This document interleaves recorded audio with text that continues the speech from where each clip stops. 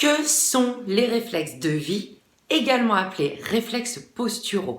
À quoi servent-ils? Que se passe-t-il lorsqu'ils ne sont pas présents, lorsqu'ils sont immatures? Et comment venir les réveiller pour qu'ils restent bien actifs tout au long de notre vie et qu'ils puissent jouer leur rôle? Bonjour à toutes et tous et bienvenue dans cette nouvelle vidéo.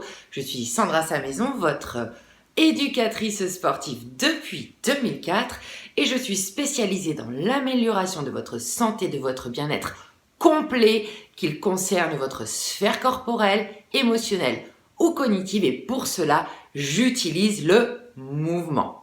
Avant de vous en dire un petit peu plus, n'oubliez pas, pour ne rien manquer des prochaines vidéos à suivre, pensez tout simplement à vous abonner en cliquant sur le bouton rouge. N'hésitez surtout pas, bien sûr, à liker les vidéos que vous appréciez et à la partager auprès de votre entourage via les mails, via les réseaux sociaux. Donc aujourd'hui, une vidéo pour vous parler des réflexes de vie, réflexes posturaux.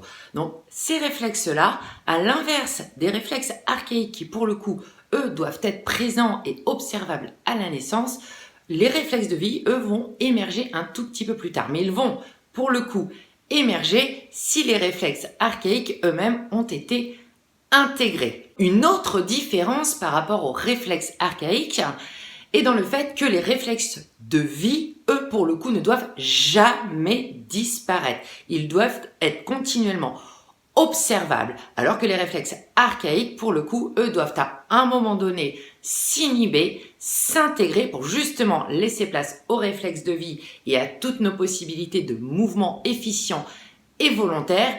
Et les réflexes archaïques, pour le coup, eux, ne devront de nouveau intervenir qu'en situation d'extrême urgence, de danger, pour venir nous secourir, venir nous soutenir et nous permettre de survivre. Les réflexes de vie, tout comme les réflexes archaïques, sont donc des réactions involontaires, automatiques, qui vont nous permettre de manœuvrer, de fonctionner avec efficience en nous maintenant en équilibre, en nous maintenant stable, centré, et nous permettre d'agir face à la gravité sans que nous en ayons conscience. Et ces réactions involontaires vont nous soutenir dans toutes les activités de notre vie quotidienne, que nous soyons assis, que nous soyons debout, que nous soyons en mouvement.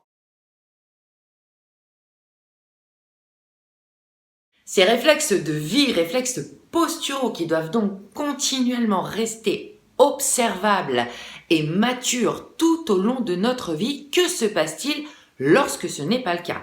Tout simplement, cela va pouvoir créer des déséquilibres au niveau postural, des troubles musculo-squelettiques et d'une manière beaucoup plus globale venir impacter notre santé et se répercuter sur toutes nos capacités, que ce soit nos capacités émotionnelles, nos capacités cognitives, nos capacités comportementales et corporelles. Aussi, si vous souhaitez accéder à votre plein potentiel, quel que soit votre objectif, peu importe la sphère concernée, je ne saurais trop que vous conseiller une fois de plus de bouger, d'effectuer des mouvements pour lesquels vous êtes fait et des mouvements bien évidemment qui permettent de maintenir l'intégration de vos réflexes archaïques et de maintenir toujours la pleine maturité de vos réflexes de vie. Donc de ce fait, vous allez avoir deux façons de procéder, soit intervenir davantage sur des mouvements, des activités qui vont vous permettre d'intégrer les réflexes archaïques non inhibés en fonction de votre objectif, qui vont auquel cas permettre également de faire maturer vos réflexes de vie, ou bien de directement agir sur vos réflexes de vie, de les faire maturer, de les rendre bien présents et efficients, ce qui permettra de l'autre côté également d'intégrer les réflexes archaïques qui se seraient désinhibés ou non intégrés. Ainsi donc, vous allez pouvoir retrouver dans la séance d'aujourd'hui divers mouvements, divers petits outils pour venir stimuler certains de vos réflexes de vie. Oui, parce qu'il en existe quand même un peu plus d'une dizaine. Donc aujourd'hui, je me suis concentrée par exemple sur le réflexe tendineux de protection qui est forcément très actif, notamment en situation de stress. Et si ce réflexe-là est notamment très présent, cela va venir court-circuiter toutes nos réactions d'équilibration. Donc dans un premier temps, ce réflexe-là, puis nous irons un petit peu plus stimuler notre réflexe d'équilibration, également notre réflexe de stabilité, d'enracinement. Nous irons également explorer notre façon de réagir face à la gravité. Nous irons également stimuler notre réflexe de redressement oculaire et labyrinthique qui nous permet de continuellement avoir un bon ajustement inconscient de notre tête, peu importe dans quel mouvement, dans quelle situation de notre vie. Et enfin, nous terminerons par le réflexe amphibien pour garantir une pleine santé au niveau de nos hanches, de notre bassin.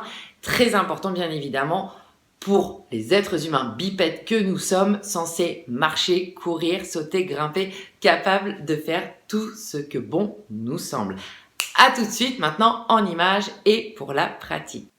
On commence la séance par une réinitialisation de notre respiration, puis on enchaîne sur un petit test justement de notre équilibre, notre capacité à rester stable dans n'importe quelle situation, peu importe dans quel mouvement je suis, dans quel déséquilibre je suis. Donc j'explore un petit peu les différentes direction pour voir comment mon capteur podal réagit.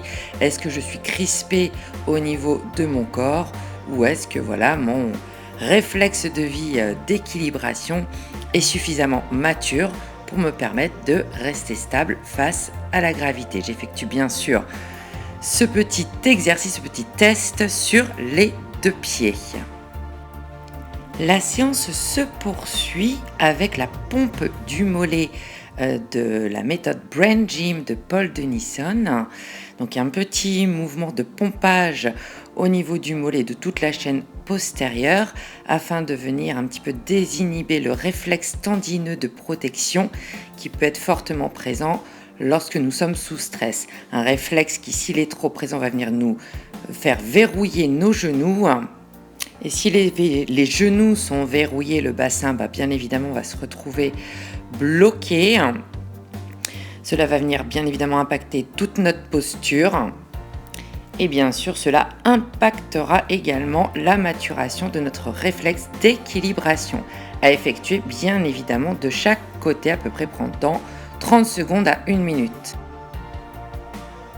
Pour améliorer notre équilibre et notamment si vous êtes sujet au mal de transport à faire juste avant de monter en voiture, je viens stimuler les points d'équilibration qui sont situés sous la zone occipitale. Un petit exercice également de Brain Gym.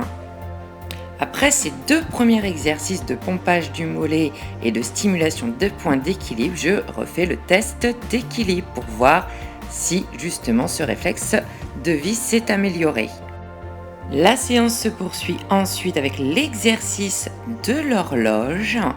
Voilà, je dessine tous les contours de mon cadran. Je vais d'un horaire à un autre en restant en équilibre sur l'un de mes pieds. Et j'essaye encore, voilà, une fois de plus ici, de stimuler mon réflexe de vie d'équilibration.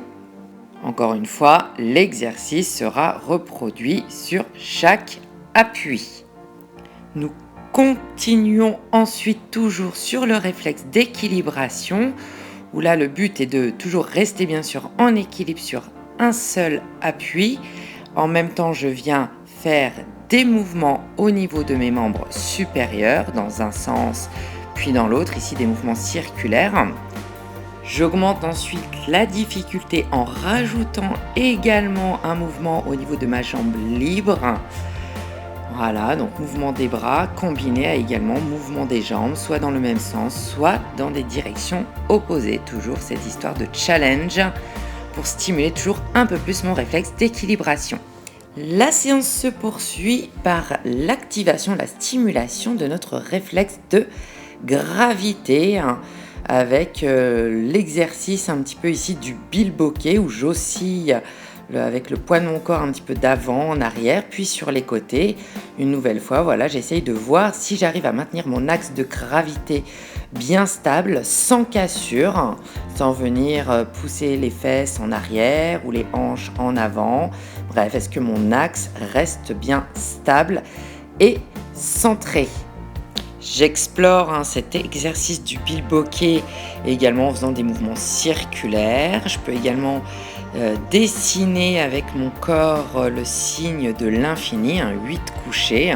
Bref, je m'amuse un petit peu à venir stimuler toujours ce réflexe de gravité, voir s'il est toujours bien là, s'il me permet vraiment de toujours réagir de manière efficiente face à la gravité.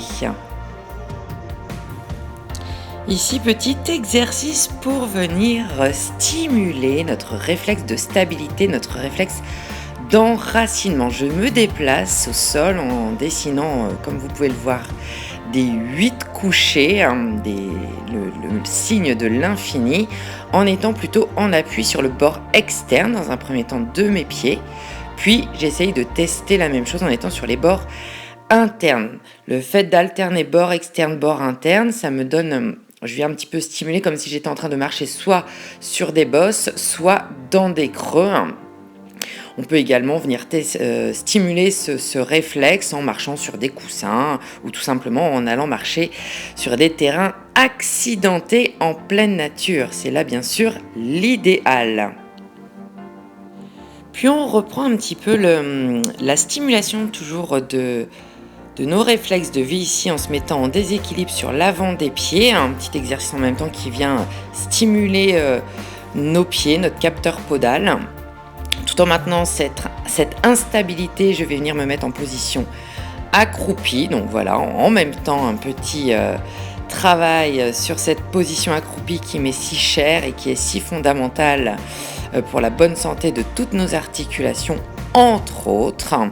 Voilà, un petit passage en pince fermée pour ensuite repartir en position debout et on fera ensuite exactement la même chose, toujours déséquilibre sur les orteils, passage en position accroupie et possibilité de remonter directement de la position accroupie à la position debout avec un engagement au préalable de notre centre du corps par l'expiration.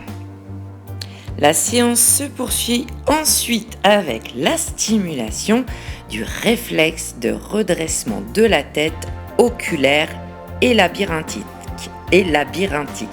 Est-ce que voilà, ma tête s'ajuste, le placement de ma tête s'ajuste bien de manière automatique lorsque je fixe quelque chose, je fixe un point au loin.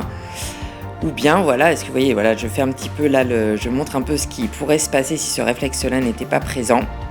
Et là, on voit bien, voilà, que le positionnement de ma tête s'ajuste bien de manière automatique quand j'ai les yeux ouverts pour maintenir mon regard à l'horizontale. On vient voir également ensuite avec le même exercice, si les yeux fermés, voilà, l'ajustement de ma tête se fait toujours bien de manière réflexe pour maintenir mon regard à l'horizontale. Voilà, donc là pour le coup, voilà, est-ce que mon système vestibulaire joue bien également son rôle? Toujours, voilà, un réflexe très important pour nos réactions d'équilibration face à la gravité. Donc ça, c'est l'exercice en l'occurrence du Bal-Lab.